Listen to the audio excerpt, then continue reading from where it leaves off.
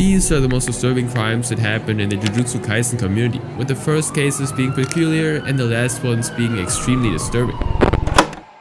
In March 2018, a manga series debuted in the pages of Weekly Shonen Jump, one of the longest running and most widely read magazines in Japan, and home to iconic stories like Dragon Ball, Naruto, and One Piece. This particular series was called Jujutsu Kaisen. It was written and illustrated by Gege Akutami, a 34-year-old creator who spent over 11 years working in the industry while keeping their real identity unknown. Despite this mystery, Jujutsu Kaisen gained popularity for its intense and supernatural themes. It followed a boy named Yuji Itadori, an ordinary high schooler who swallows a cursed finger and finds himself into a hidden world of sorcerers, demons, and death.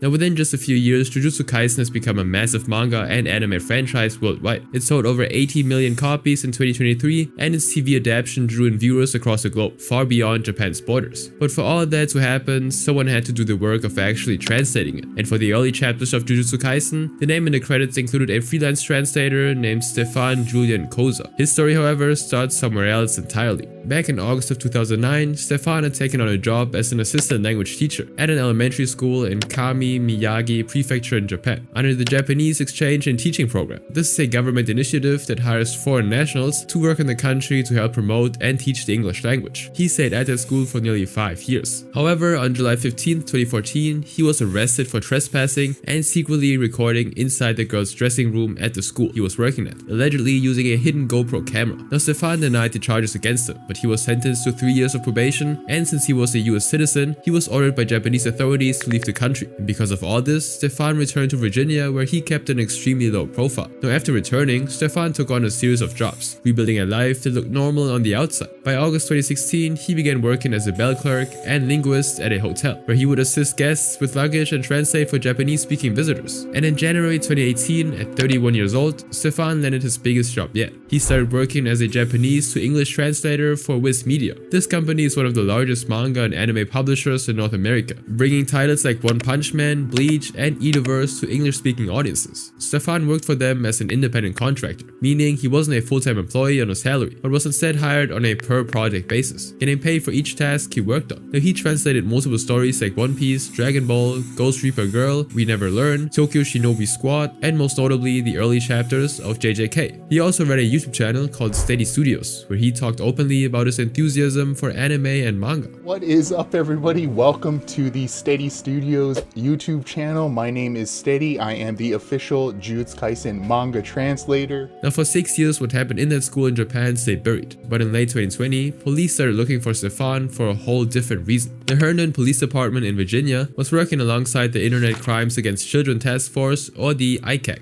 a nation group of law enforcement agencies focused on tracking people who share illegal content involving younger people online. Now, they were looking into people responsible for distributing highly disturbing material. As part of their work, they monitored BitTorrent, a popular file sharing system that lets people send and download files directly between each other over the internet. Using specialized software, they can spot devices that are actively distributing illegal material and trace them back to a real address. And through this process, police were led to a place in the Great Falls area of Fairfax County, right at Stefan's doorstep. And on December 7, 2020, the officers arrived with a warrant. Now, when police knocked on the door, Stefan allegedly called 911 and told the operator that someone was banging on his front door. He was then instructed to open it for the officers. But instead of complying, he removed certain computer parts from inside the residence, left the home through the basement, and ran into the nearby woods to throw away the components, and came back toward the house, where he would then get arrested. Now, after this, the officers asked Stefan why he ran, and he said he panicked when he realized that they were at a store. And he also admitted that he tried to get rid of the computer parts to hide his downloads of illegal videos involving younger people. Yes, he literally admitted to it. He was transported to the Fairfax County Adult Detention Center and initially held without bond. Stefan, now 33 years old, was charged with 5 felony counts of possession and another 5 of distribution of illegal material. On December 15th, 8 days after the arrest, Stefan was released on recognizance, meaning that he was free to go without paying bail, based solely on his promise to appear in court. But he was under strict condition, as he was not allowed to be in contact with young people, nor was he given access to the internet. Those rules were later changed rearranged in January 2021 though to allow him to keep working with Viz Media. But that didn't matter because Viz Media had already moved on. As soon as the news of his arrest reached them, the company put out a statement saying, "Stefan Koza is not a full-time/permanent salary employee at Viz. He's in fact an independent contractor. We do have several translators who are freelancers/independent contractors working across a wide array of properties, including those Mr. Koza has contributed to, and therefore Mr. Koza's personal life will not have an impact on the release schedule of upcoming titles." He was dropped for all projects immediately. Another translator named John Werry stepped in and took over the JJK duties going forward. Thanks to his arrest, details of Stefan's past case in Japan also started coming out, and the response from fans after seeing all the news articles about him was a mix of shock and disbelief. Wow, how much of a scumbag can he let him rot? Wow, this guy's an absolute piece of trash. What followed was a legal process that dragged on for nearly 3 years. On December 20th, 2021, a grand jury in Fairfax County handed down 8 felony charges against Stefan, one for each video found on his computer, which replaced the original 10 counts of possession and distribution. And this decision moved the case to a higher court, where more serious criminal matters are handled. Now the trial finally reached a conclusion 7 months later, on July 14th, 2022, and Stefan was found guilty on all charges. Now 9 months after the verdict, April 28th, 2023, Stefan was sentenced to 10 years for each of the 8 counts, but instead of serving them one after another, they all ran at the same time. This meant that instead of being in prison for a total of 80 years, he would only have to be in prison for 10. 7 of those years were then set aside on the condition that Stefan followed the court's rules for the next 5 years, which left him with just 3 years to actually spend time behind bars. But the rules that came with it at least were pretty strict. Stefan was banned from owning any device that could connect to the internet or any kind of camera or recording equipment. He was required to regularly check in with authorities, complete offender treatment, and attend mental health counseling. He also had to cover all court costs and add his name to the Virginia Offender Registry. So even after walking out of prison, Stefan was not a free man, and those early chapters of JJK still carry his name in the credits to this day. The next case, however, had been frustrating manga enthusiasts and publishers for years, and the person behind it was neither a translator nor an editor. In fact, he had no business being involved with the manga at all. Spoiler alert, not in the best mood today.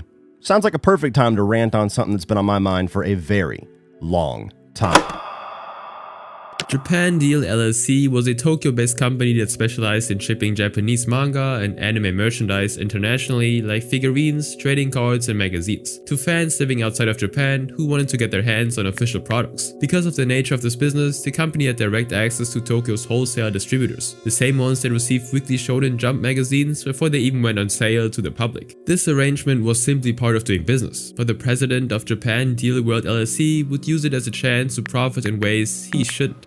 His name was Moussa Samir, a 36-year-old French national living and working in Tokyo. By all accounts, his business was completely legitimate, and he had no prior run-ins with the law. Every week when a new chapter of Jujutsu Kaisen was finished, it got printed inside Weekly Shonen Jump, and that magazine would then get sent out to bookstores and distributors across Japan a few days before it officially went on sale. This gave stores enough time to stock their shelves before release day, and it was a system that had worked for decades. Stores were supposed to wait until the official release date before putting their magazines out for sale, but Moussa saw an opportunity in that gap. On January 31st, 2024, around 11:30 in the morning, Moussa and his 34-year-old employee, also a French national, we'll call James, allegedly took photos of the pages from the latest issue of Weekly Shonen Jump at their company office and made copies of them. 5 days before it was set to go on sale, the captured pages were chapters from JJK and One Piece, and within hours, those images had been shared online, translated into multiple languages, and reposted before the magazine was even officially on shelves. Now, for fans who'd been carefully avoiding social media to prevent them from seeing spoilers from the anime, it was already too late. Around this same period, the Kumamoto Prefectural Police Cybercrime Division, working together with officers from Niigata, had been investigating websites where early chapters of Weekly Shonen Jump series were appearing online. They followed their trail, and it eventually led them to Japan Deal World LLC. And so on February 4th, 2024, 4 days after the leak, they announced the arrest of Moussa and James on suspicion of violating Japan's Copyright Act, the law that gives creators and publishers control over how their work is used and distributed. At a press conference held on the same day, police displayed evidence from confiscated computers and phones, including screenshots of leaked pages that had circulated online. Among them was a copy of chapter 236 of JJK, which contained a major spoiler with coloring added and dialogue already translated into English. Now, some fans who saw the news noticed that the leaked images looked very similar to those that had been previously posted by a popular JJK leaker account on X called JJK Mia. The account had built over 40,000 followers, posting Jujutsu Kaisen spoilers and leaks, but police never officially confirmed that connection. Now when officers questioned Musa and James about the January 31st incident, both admitted to it. However, it turned out that the police had not just arrested them for January 31st. The two had also allegedly conspired to upload manga pages from Weekly Shonen Jump to the internet on or around March 15, 2023, nearly a full year before the incident that got them caught. However, both denied the charge. The news spread fast, and on the same day, a One Piece news account known as Sandman AP on X shared the full details of the case on their page, spreading the news even further. In addition, TCB Scans, a fan-run operation that translates and releases manga chapters in languages other than Japanese, saw the news and posted just 5 words in response: "No more Wednesday Jump leaks." The following day, on February 5th, 2024, Shueisha, the publisher behind Weekly Shonen Jump and JJK, released an official statement confirming the arrests. "The authors are deeply distressed by this, and we at our company consider it a serious problem. Therefore, we believe that the arrest of the suspect is a significant step forward in resolving this issue." Miya Tomoshige, the head of Shueisha's intellectual property division, also spoke how difficult it had been to keep up with the leakers. "We've been requesting operators of social networking services to delete the images, but in many cases, the posters delete the images before we can make the request, or they take other measures to avoid having their accounts suspended or frozen." And within hours of the news breaking, OP Scans and Scanpia, both well known for leaking manga already translated in English, deleted their accounts on X. Other leaker accounts across social media also went silent at the same time. But the case wasn't over yet.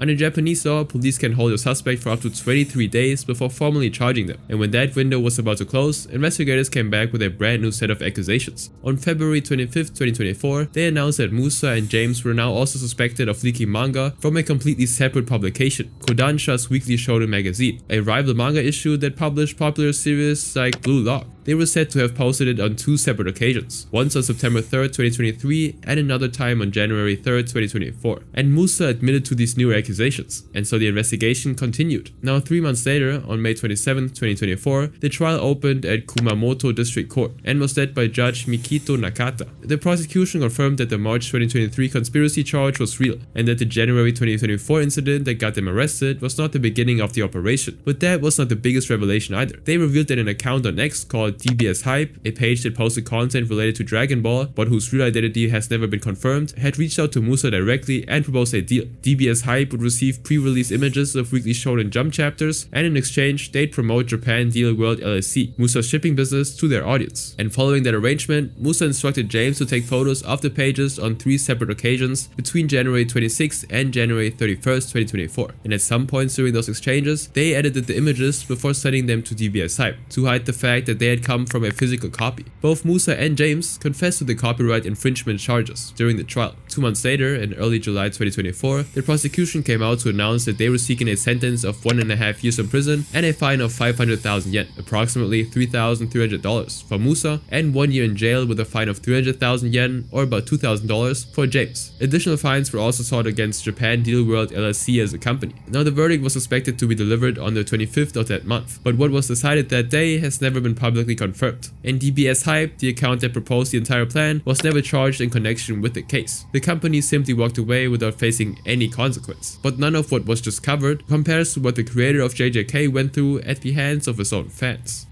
This is the most eternal, literal definition of eternal pain.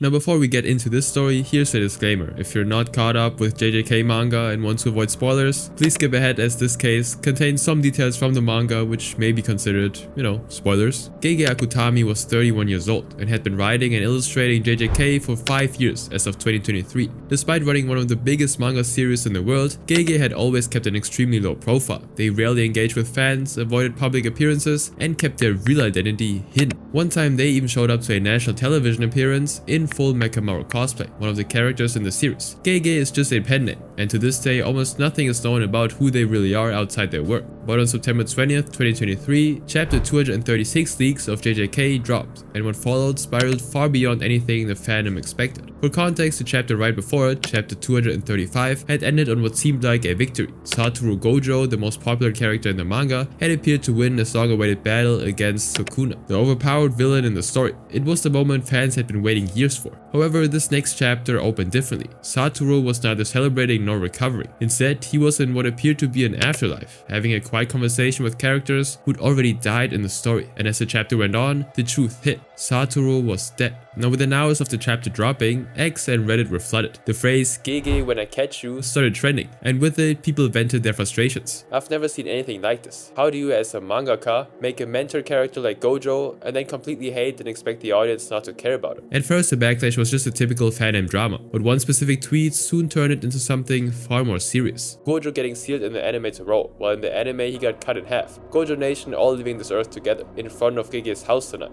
That trash writer Gege Akutami should just die and suffer. Now Gege began receiving death threats from the JJK community. Because they had always kept their identity and location completely private, it made it impossible to tell if someone bad might actually show up at their front door. And unlike most public figures who face online hate, they had no social media account to respond through and address the situation. Posts condemning the threats came up on X and Reddit with titles like "This fandom has gone off the rails" and "Friendly reminder, don't send death threats to Gege." And when people would read it, most replied, "That's obviously a joke." Or just because it was framed as a joke didn't change how serious it actually was. It's no surprise that jokes about sending death threats emboldened those who actually would send death threats. A threat remained one, regardless of the intent claimed behind it, and there was no way for anyone, including Gege, to know which of those people truly meant harm and which did not. The impact of chapter 236 didn't stop with the fandom either. On October 16, 2023, 26 days after the leak, Weekly Shonen Sunday, a completely separate manga magazine published by a different company, revealed in its 46th issue that the series Fly Me to the Moon would be going on hiatus, because the author needed time to recover from the shock after reading chapter 236. Now this is a romantic comedy story written by Kenjiro Ohata, who's also a Jujutsu Kaisen fan, having referenced the series positively in his own work and author notes before. Now despite all of this, Gege never broke their silence. They never defended their writing choices, and no harm ever came their way. They simply kept drawing, finishing the JJK manga on their own terms 11 months later on September 30th, 2024. And in this next case, the studio responsible for bringing their pages to life on screen was about to have its own secrets dragged into the open. I'm excited to work on this show with a director that I really admire, to progressively tired, exhausted, angry, and depressed. MAPPA, the animation studio behind Jujutsu Kaisen, was founded in 2011 and has been under the authority of a 44-year-old man named Manabu Otsuka since 2016. The company had spent over a decade building a reputation as one of the most ambitious animation studios in Japan. They were behind major hits like Attack on Titan's final season and Chainsaw Man, and they were known for producing these shows fast. But speed has a cost, and for years the people paying it were not the ones running the studio. As far back as 2021, a former freelance MAPPA animator named Mushio had already publicly described the working conditions as factory-like, where they would go through extreme overtime and were left to figure things out on their own. This report, however, went unnoticed by MAPPA, and they would just keep on taking more projects. By early 2023, season 2 of JJK was heading into its most anticipated stretch, the Shibuya incident arc. This was a major battle sequence spanning multiple chapters where the main characters fought for their lives in Tokyo's Shibuya district, and it was considered the best part of the entire manga. The pressure was already enormous before a single frame for the anime adaptation had even been drawn. Even Gege Akutami commented on it, saying, "I'm worried about the animators on site."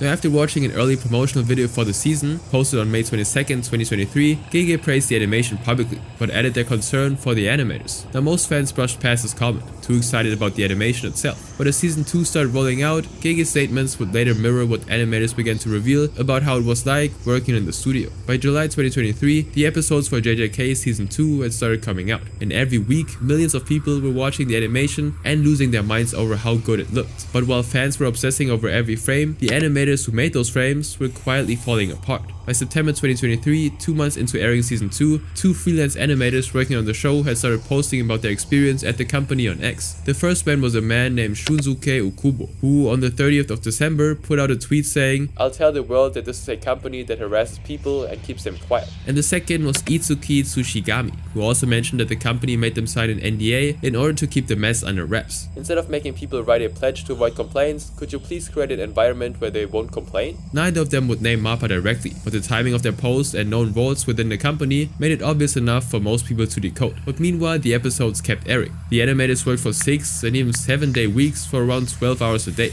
They would work on episodes hours before it's meant to be broadcast. On November 11th, 2023, 2 months later, Itsuki, who had directed episode 16 of season 2, broke. "When I think about the scale of the work based on the amount of reaction, I realize it's truly a large-scale project. At the same time, it's disheartening that the compensation of the work is not exceptional compared to others, and instead, it's relatively insufficient amount considering the position. It's a sad situation. There seems to be no dream." 3 days later, on November 14th, everything collapsed at once. Multiple key staff members fought on X within hours of each other about being exhausted and overwhelmed from the heavy workload. The key animator of episode 13, for example, Katsuto Arai, wrote, "Bad news has come in, and I'm suddenly overwhelmed." And Shunsuke, the same person who'd been warning people about the company back in September, shared this image he'd drawn. It was a woman in a blue sweater, with her hands wrapped around a rope around her own neck. And still nobody from MAPPA responded. On November 16th, 2 days later, an animation director and key animator, Rocha Nobili, revealed in a now deleted post that episode 17 of season 2, one of the episodes that was praised most by fans, had released at only 30% of what the team had intended. Now these posts were deleted shortly after, but it already gained the attention from loyal fans of the anime. Through all of it, Shota Shigatsugu, also known as Honhon,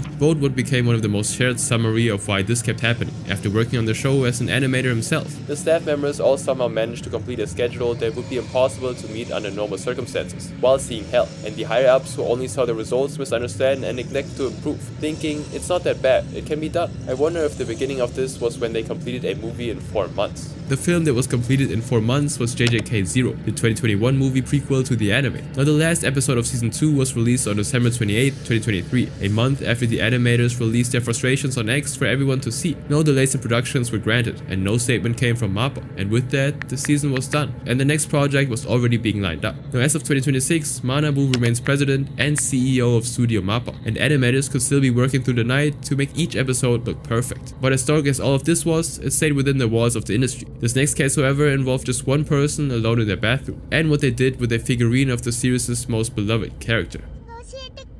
Wait, what is he squeezing? Oh god, no! No, no! It was January 19th, 2024. Azzy, a TikToker with over 16,000 subscribers and a fan of JJK, decided to post a video showing just how much he loved Satoru Gojo. It had the caption, "Gojo after Toji jumped him colorize," which was a direct reference to the scene where Toji Fushiguro beats up Satoru in the series. But what Azzy posted was neither fan art nor an edit. いろんな見た目になれるアプリなんだって。どれどれ？かわいい？ The video showed a figure of Satoru placed next to a sink. Azzy then took a used tampon and wrung it out directly over the figurine, covering it in red. She then hung the tampon on its extended arm. Now this post was quickly deleted, but not before thousands of people had already seen and screen recorded it. Now within hours, the video had been re-uploaded to X by a user named @NervilleNorman with the caption, "This is the Gojo figure incident that everyone is talking about, by the way." From there, it spread on TikTok, X, and Reddit. The JJK subreddits were flooded with fans talking about it and named it as the Gojo figure incident. The first time I watched it, I thought it's a small piece of meat and thought, is this person sick? But now she is sick for sure. Reaction videos also started coming out as well. Most of them were just people staring at their screens in complete shock or disgust, trying to process what they just watched. Now once the backlash reached its peak, Azzy's account was formally banned, and that should have been the end of it. But on January 22nd, 2024, just 3 days later, a new TikTok account appeared and re-uploaded the original video, and then it posted another clip showing a ban notice with the caption, "You can't get rid of me." Now it was never confirmed if this account actually belonged to Azzy, or if any of the copycat accounts that appeared afterwards were hers either. Now the clip remained available through reaction videos and saved screenshots, and what happened to Azzy after the ban is still unknown. But as disturbing as her video was, she was an obsessed fan who had no real connection to the series. The next case, however, involved 2 siblings from the story and one piece of artwork that would send the fandom into chaos. 私のために死んでくれるかい？いいのですか？姉様のために死んでも。Mei and Ui are siblings in JJK, with Mei being an adult sorcerer and Ui being her much younger brother. And for years, manga readers had noticed that something about their relationship fell off. The two were uncomfortably close. Ui showed extreme devotion to Mei in ways that felt possessive and unhealthy, but while their bond was unsettling, the manga never showed anything physical happening between them. However, this dynamic became even more controversial when viewed alongside Mei's character that had always been driven by greed. Money came first, and everything else, including other people, came second. This personality of hers was on full display during the Shibuya incident arc, one of the biggest crises in the manga, where she made the decision to leave for Malaysia with Ui and abandon the other characters who were fighting for their lives. Then on December 21st, 2023, the anime adaptation of it came out in episode 22 of JJK season 2. It was titled Metamorphosis Part 2, and in it there was one scene between the two siblings that disturbed the audience. It shows Mei asking Ui if they should sleep in the same bed together, even though it is improper. Now this hotel scene had always been in the manga, but fans fans didn't expect it to be animated as well. It took place in a hotel room in Malaysia. Ui was already in bed when Mei turned to him and asked if he should sleep in the same bed with her that night. And after the episode aired, people started to post their reactions. Now some called it out for crossing the line and promoting inappropriate intimate behavior between siblings, while others compared Mei to other controversial characters in anime known for this kind of behavior. For the next few days, the fandom argued if Mei was grooming her younger brother. And then on December 30th, 2023, 9 days later, someone posted this on Reddit. JJK animators drew some art, guys. Now this has since been deleted or removed, but it was an artwork of Mei and Ui embracing each other in a tender, romantic pose. The post title claimed that JJK animators had drawn it, and the reaction came quickly. People who had already been angry about the hotel scene now thought that someone working on the anime itself was romanticizing the relationship between the siblings. The following day, on December 31st, 2023, Otaku Card, an anime news website, posted an article about the controversy, stating that an unnamed lead animator from MAPPA had drawn and shared the art. It never linked or showed any actual posts from the supposed artist, but it was enough to give the rumor legitimacy, and as a result, fans started accusing the studio of trolling. But what they didn't know was that the artwork wasn't actually made by anyone who worked on JJK. Days later, a Reddit user named Manic4Life came out to claim that the artwork was not from the official JJK account or from any MAPPA animator. The truth was that it had been uploaded on X by an account named Meguru under the username Owl2674, who turned out to be a fan aspiring to break into the industry and was in no way connected to the team behind JJK, but still the false information had already spread. Now this controversy was built on unverified artwork. In this next case, however, everything people were arguing about came straight from the series itself, and it completely tore the fandom apart. Most people don't know this, but my preference in women is goth people, a goth girl. On January 8, 2026, Crunchyroll, the world's leading dedicated streaming service for Japanese anime, released the first 2 episodes of Jujutsu Kaisen Season 3. Fans had been waiting for this moment for over 2 years. In those segments, a character finally made their animated debut after years of speculation in the manga community. Their name was Kirara Hoshi, a 3rd-year student at Tokyo Jujutsu High, the main training ground of the characters in the story, and the partner of another student named Kinji Hakari. The two of them ran an underground fight club together after Kinji got suspended from school. But what made Kirara stand out was not their cursed technique, aka their specialized ability. It was a question that had been following them since they first showed up in the manga. Fans had always wondered if Kirara was a trans woman, non-binary, or just a feminine boy, and the manga never gave a clear answer. In chapter 154, a character named Panda refers to Kirara as a man when talking to Megumi Fushiguro, another student at Jujutsu High. The manga had also shown a brief glimpse of Kirara's past, where they were presented as more boyish and androgynous, but by the time fans actually saw Kirara, they looked completely different. They have long black hair reaching past their neck, with the right section of their bangs dyed cyan. They wore a light colored crop top with black straps, a spiked choker, loose black pants, and dark-heeled boots. Their eyes were also large with star-shaped pupils, and they had 4 piercings around their chin and lips. Everything about their presentation read as feminine. Now the Japanese text used gender-neutral pronouns when referring to Kirara, and Gege Akutami never confirmed anything one way or the other. Some fans saw them as a trans woman whose identity was being validated by the story, and others argued that they were a femboy. Now when season 3 finally aired, those arguments came up once again, and within hours of the premiere, fans started to post on X and Reddit communities. It's just funny how in Japanese they never use any pronouns at all, yet Western fanbase is so fixated on it. Media is to enjoy the way you want. There's literally no reason to make it a debate to begin with. Why do people keep trying to pretend that Kirara is trans? Now the Crunchyroll subtitles use both they/them and she/her pronouns when referring to Kirara, which only added fuel to the fire. On JJK Wiki, a dedicated community site that anyone can contribute to, their gender was also listed as male, and so fans began to analyze every line of dialogue. TikTok videos also started going viral as well, with creators on both sides accusing each other of either transphobia or forcing representation where it didn't exist. And also by you reacting emotionally, you are fueling the transphobes. So the point is to just let it slide. But the real controversy was still coming. 5 weeks later, on February 17, 2026, news broke that the Latin American Spanish dub of Season 3 had cast a voice actor for Kirara. His name was Luis Leonardo Suarez, a 38-year-old Mexican voice actor with credits in multiple series, including Beyblade Burst, where he voiced a character named Bolt Oi, Muzan Kibutsushi from Demon Slayer, and even Family Guy's Chris Griffin. And within hours, the people who viewed Kirara as a trans woman were outraged. They called it misgendering, saying it was disrespectful to cast a male voice actor actor for the character and for trans people in general. They had one thing to do right and they couldn't even do that. I hate them. I hope AI takes their jobs for being a bunch of transphobes. But there was a problem with this, because in the original Japanese version of the anime, the voice actor for Kirara was also male. His name was Yuki Sakakihara, a 30-year-old professional voice actor affiliated with a talent agency called 81 Produce. Yuki was known for voicing androgynous and gender non-conforming characters because of his high-pitched voice.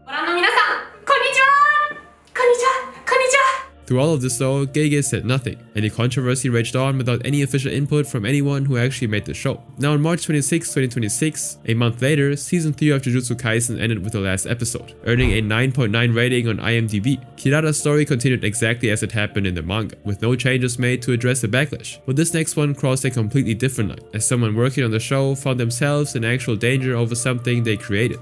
It's an anime, it's not real, and has to apologize. It's just crazy.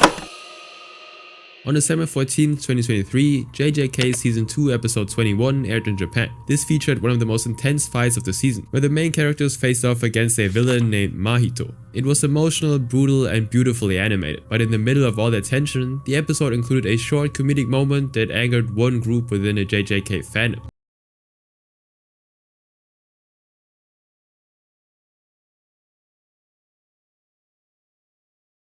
During the fight, a character named Aoi Todo imagined himself fighting alongside his idol, a pop singer named Takara. In his dream, he was dressed in a schoolgirl uniform, performing a synchronized attack with her to a song. He was obsessed with her, and the show had been using that for laughs since season 1. The scene was an anime original edition created by Shota Shigetsugu. He went by the username hone/hone on X, and was a freelancer who'd been working on JJK Season 2 as a key animator. As someone who's already worked on multiple hit anime series, he wanted to showcase his skill, and thought of the cross-dressing gag himself to explore more of Aoi's character. The episode streamed internationally on Crunchyroll shortly after the Japanese broadcast, and most people loved it. But while it was well received in Japan, some people reacted differently. Criticism started to appear under Shota's posts. These were primarily from viewers in Arab and Islamic communities. They condemned the scene, stating that he ruined the whole anime. Please be careful of what kind of anime you choose to use next time, as what you did was a big mistake. Within hours, the comments turned into harassment, with many of the fans telling him to stop working and quit his job. And by December 15th, just one day after the episode aired, Shota decided to respond. I had wondered why so much criticism came from the Islamic world when it was so well received in Japan, but I was convinced when I learned cross-dressing is a sin in religion, and therefore there is a strong sense of rejection of such things. I apologize for any discomfort this may cause you.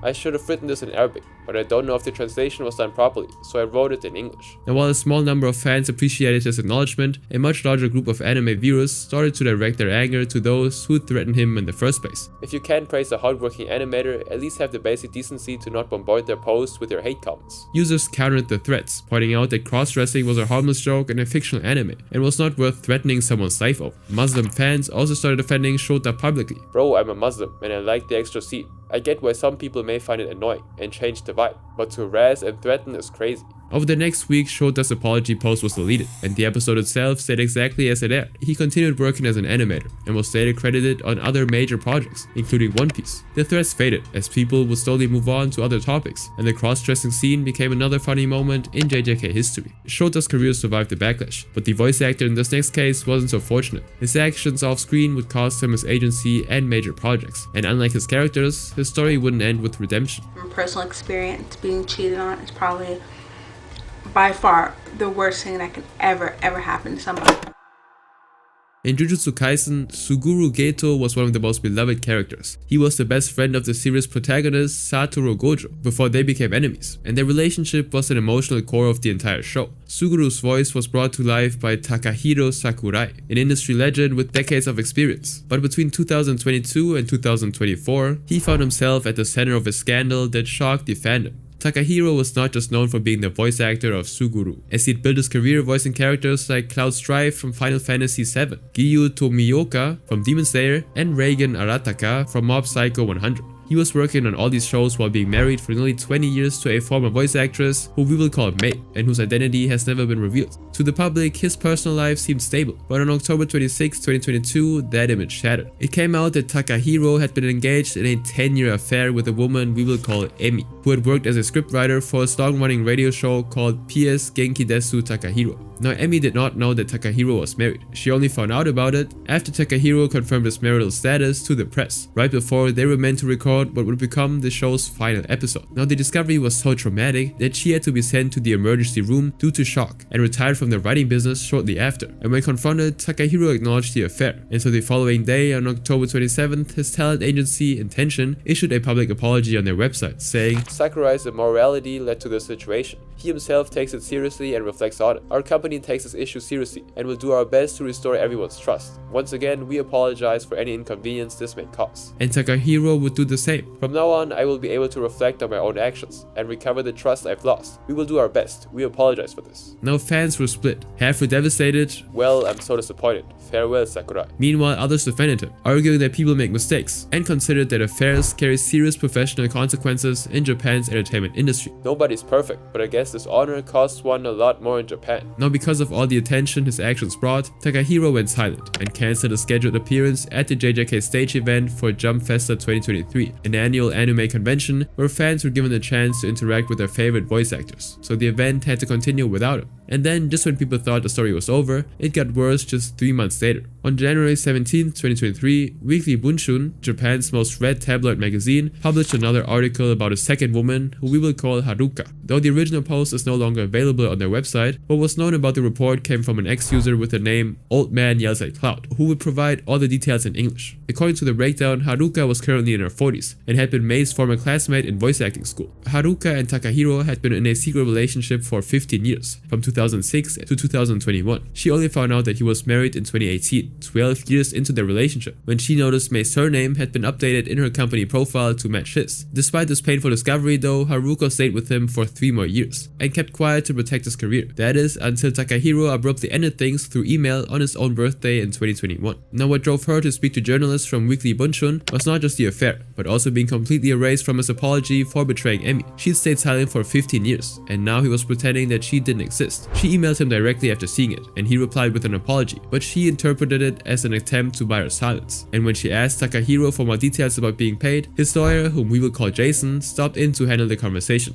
Haruka then told Jason that she wanted Takahiro to apologize to her face to face, but it felt like it was already too late for that, so she asked for payment instead. Jason proposed 1 million yen, or about $7,772, but Haruka turned it down, insisting it should be 10 million yen instead, or $77,000. Now, these negotiations went nowhere, and it later emerged that Takahiro had lied to Jason, claiming that he only met Haruka once or twice a year, when in reality they had been in a committed relationship for over a decade. Fed up with the whole situation, Haruka considered taking the issue to court, but Takahiro's office warned that they might accuse her of blackmail if she did, and so Jason told Weekly Bunshun that Haruka's case was valid. Yet in the end, no lawsuit was ever filed, and Haruka walked away with nothing. And because of this news, the fallout came fast. He was removed from upcoming projects, including a highly anticipated film adaptation of Mononoke, where he'd been cast in a leading role, and offers for new characters for him to voice act for decreased. On March 31st, 2023, 3 months later, Takahiro decided to terminate his contract with his agency, Intention, to reflect on his actions. And shortly afterwards, the company released a statement confirming that this departure was at his request. And just like that, he was on his own. But despite everything, he didn't disappear completely. He was still voicing Geto in JJK Season 2, which aired later that year, because his lines had already been recorded months before the scandal broke. This also applied for his work in Demon Slayer and Final Fantasy VII Rebirth. As for Mei, his wife of nearly 20 years, she's actually still with him, and whether that forgiveness came from love, exhaustion, or something else, we don't know. But one thing became clear: Takahiro had spent his year mastering the art of playing different roles. He just never learned when to stop, just like Sakuno.